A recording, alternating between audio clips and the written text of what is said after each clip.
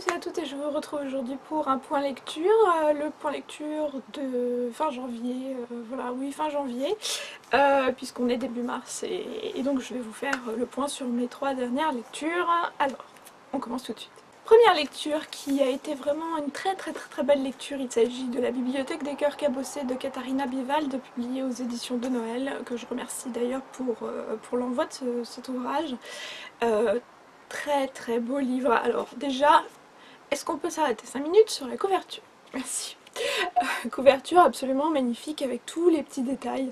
Et je me suis surprise justement à regarder plusieurs fois, à vouloir continuer à lire le livre et à m'arrêter comme ça devant la couverture en admiration devant les petits détails, en train de regarder les petits trucs et tout. Et j'adore. C'est vraiment le livre, déjà le livre objet par lui-même est juste magnifique. Voilà, et alors le contenu l'est tout autant.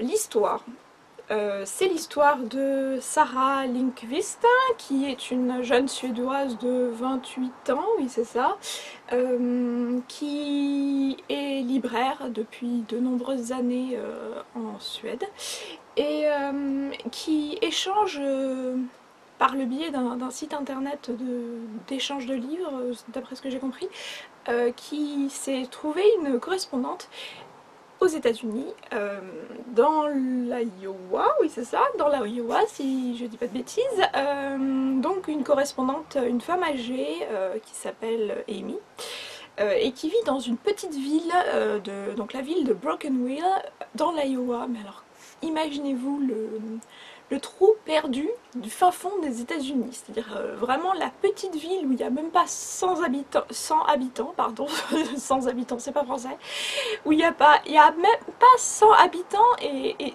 tout est des plantations de maïs et des plantations de... Enfin voilà quoi, c'est à perte de vue, il y a des champs partout, et voilà quoi, cette ville est complètement paumée au milieu de nulle part. Il y a 3 commerces, enfin c'est vraiment, c'est vraiment la désolation. Et donc elles échangent pendant plus d'1 an des lettres à propos des livres, elles échangent sur leur amour de la lecture. Donc il y a ces lettres, tout au fil du livre, vous allez retrouver ces lettres justement qui vont ponctuer l'histoire, les lettres d'Amy à Sarah, à la jeune Sarah, et vous allez retrouver ces petites références à des livres en fait. Et donc c'est ce qui fait la particularité de cet ouvrage, c'est que vous vous arrêtez en plein milieu de votre lecture, vous vous arrêtez fréquemment pour noter des références de livres qui pourraient vous plaire vous aussi, parce qu'elles ne font que se recommander des livres en fonction des livres qu'elles ont aimés. Et donc forcément, et surtout que c'est des ouvrages contemporains en fait, hein, qui sont sortis il n'y a pas très longtemps, donc je pense que si vous les connaissez pas tous, vous en connaîtrez au moins 1 ou 2, et voilà, et du coup ça va vous faire aussi découvrir d'autres livres, donc c'est génial. Donc pour reprendre mon petit résumé, notre très chère Sarah qui échange avec la vieille Amy, et Amy un beau jour lui dit mais c'est pas possible, écoute, parce que Sarah vient de se faire remercier de sa librairie parce que la librairie en Suède a fermé, donc elle sait plus trop qu'est-ce qu'elle va faire, et donc Amy lui dit écoute, viens me rendre visite aux États-Unis, on a suffisamment parlé comme ça par lettre interposée, vas-y viens me rendre visite et viens passer 1 mois ou 2 aux États-Unis. Donc Sarah au final se dit bon allez, j'ai plus rien à perdre, lançons-nous dans l'aventure, alors que Sarah c'est quelqu'un de très... c'est une amoureuse des livres à fond quoi, c'est-à-dire qu'elle est constamment avec un livre à la main, elle est pas très aventureuse dans sa vie, etc. Et là elle se dit bah allez, zut, je prends mes valises et c'est parti. Donc elle emmène, vous imaginez, en toute bonne amoureuse des livres qu'elle est, à savoir même comme nous, elle emmène au moins 13 ou 15 livres dans sa valise avec elle, parce qu'elle peut pas en coller plus, hein, sinon elle en aurait emmené une 50aine. Et elle débarque dans la petite gare de la ville un peu plus grande du coin, donc aux États-Unis, hein, elle prend l'avion, elle débarque dans la petite gare, et puis elle reste sur le quai de la gare et il n'y a personne qui vient la chercher. Donc elle attend. Elle finit au final par se faire accompagner par des gens dans la petite ville de Broken Wheel, donc à côté. Déjà les gens la regardent un peu bizarre en disant vous allez là-bas vous, mais qui... Parce qu'ils n'ont jamais vu un touriste de leur vie, hein, ces gens-là. Il n'y a rien à voir, qu'est-ce que vous foutez là? Enfin bref. Elle arrive là-bas, et quand elle arrive là-bas, on lui apprend que Amy vient de décéder. Donc du coup, elle se retrouve dans la maison d'Amy, en plein milieu d'une cérémonie funèbre en fait avec toute la ville qui est rassemblée dans sa maison en train de rendre hommage à Amy, donc ok. Donc là elle se dit dans quel pétrin je me suis fourrée, je suis arrivée chez quelqu'un, la personne est décédée, ok, qu'est-ce que je fais?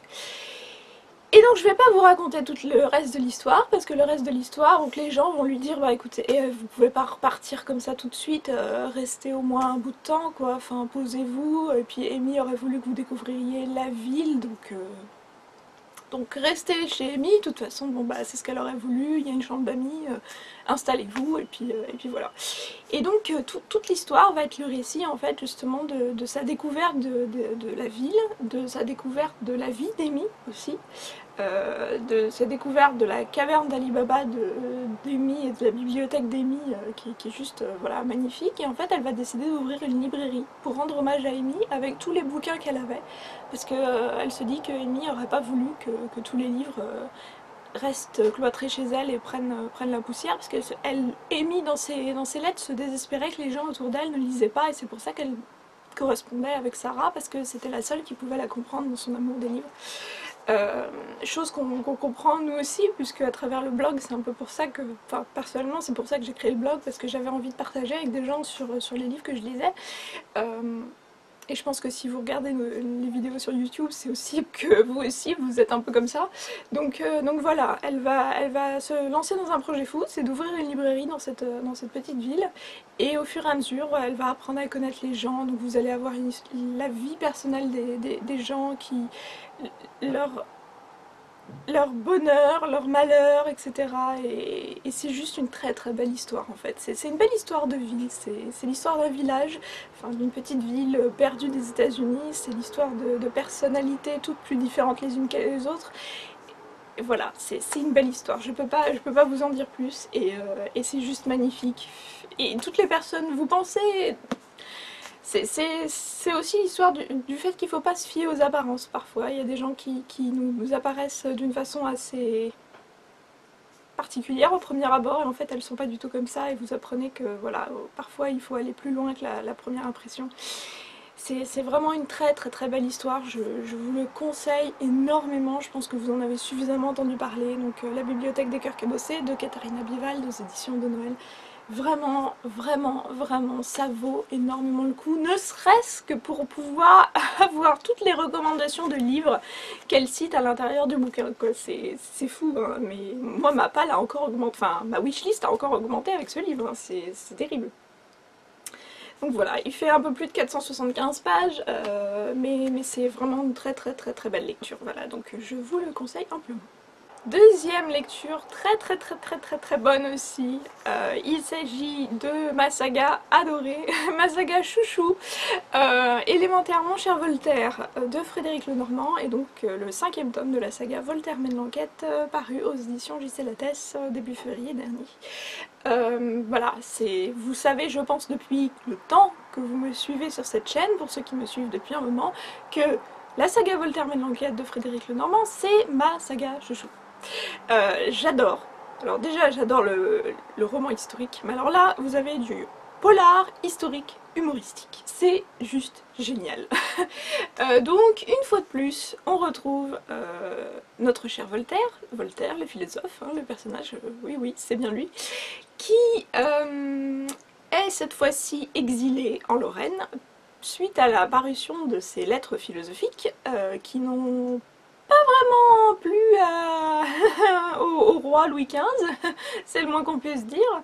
Et donc du coup voilà, on le brûle en place publique, on brûle les lettres, hein, pas Voltaire quand même. Et donc Voltaire est un peu contraint et forcé de s'exiler en Lorraine, Lorraine qui est encore un territoire non rattaché à la France à cette époque. Et donc le pauvre Voltaire il en peut plus quoi, il est exilé au pays de la Mirabelle, alors il mange des mirabelles à toutes les sauces, et il est dans un château médiéval où il fait froid, où il n'y a rien, enfin voilà. Alors Voltaire, personnage hypochondriaque, mégalomane, complètement imbu de lui-même et pensant que c'est le génie machin, mais alors hypochondriaque à mort, hein, c'est fou. Hein. Et alors quand il apprend que sa belle Émilie du Châtelet, la marquise du Châtelet, avec qui il entretient une relation assez compliquée, mais enfin voilà. Quand il apprend que elle, restée à Paris, commence à fricoter, à jouer les physiciennes, pour pas dire à jouer au docteur avec un célèbre académicien Maupertuis. Alors là, c'en est trop. Il y a Voltaire qui prend son baluchon avec le nécessaire, vraiment le strict minimum, mais il n'oublie pas son clistère pour ses lavements quand même, c'est pour dire que hypochondriaque à 300%. Et donc il prend son baluchon et puis il se fait la malle en fait, hein. Il fait le mur de son château médiéval à la barbe de la police, puisque toute la police de France le recherche, hein, pour le mettre à la Bastille, pour le boucler une fois pour toutes. Et donc il débarque à Paris, camouflé comme pas possible. Et il débarque pour le plus grand bonheur de la marquise du Châtelet, parce que la marquise du Châtelet vient de trouver une servante refroidie dans son placard en fait. Et donc du coup elle s'aperçoit que son Maupertuis académicien scientifique lui sert pas à grand chose, et que ce qui pourrait lui servir par contre c'est son philosophe, son très cher Voltaire, qui a l'habitude de résoudre des crimes, voilà. Donc finalement il débarque comme un cheveu sur la soupe, mais finalement un cheveu assez utile en fait. Et donc voilà quoi, il va se lancer dans la grande entreprise d'essayer de faire innocenter sa très chère Émilie, même si elle le trompe ouvertement avec Maupertuis, à son grand dam d'ailleurs. Donc on découvre un Voltaire assez touchant aussi dans ce tome. Voilà, il est imbu de lui-même, il est comme d'habitude, mais en même temps on peut pas s'empêcher d'avoir un petit pincement pour lui, un petit pincement au cœur pour se dire ah le pauvre. Donc voilà, donc Voltaire qui court à travers tout Paris, déguisé dans des déguisements pas possibles. Je ne vous en dis pas plus, je vous laisse découvrir, mais je vous assure que ça vaut le détour. Alors là franchement si vous rigolez pas, je sais pas ce qu'il vous faut. Et qui essaye de 1 échapper à la police, pas se faire choper par la police, et 2 aussi d'échapper aux gens à qui il a promis d'écrire des pièces de théâtre et qu'il n'a jamais fait, et de 3 accessoirement de résoudre le meurtre.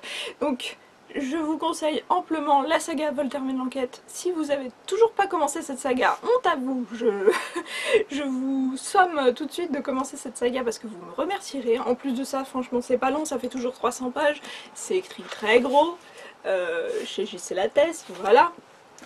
Les 2 premiers tomes de la saga, La Baronne meurt à 5 heures et Meurtre dans le boudoir, sont déjà sortis au livre de poche, donc si c'est le prix qui vous arrête, vous n'avez plus d'excuses non plus pour commencer la saga.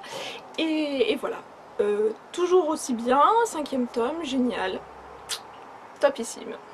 Et pour finir, j'ai terminé ces 3 lectures par le 2e tome de Requiem pour Sacha, Dies Irae de Alice Carling, publié aux éditions Milady. Alors, toujours magnifique couverture aux éditions Milady, en bleu, je sens que ça va faire plaisir à quelqu'un.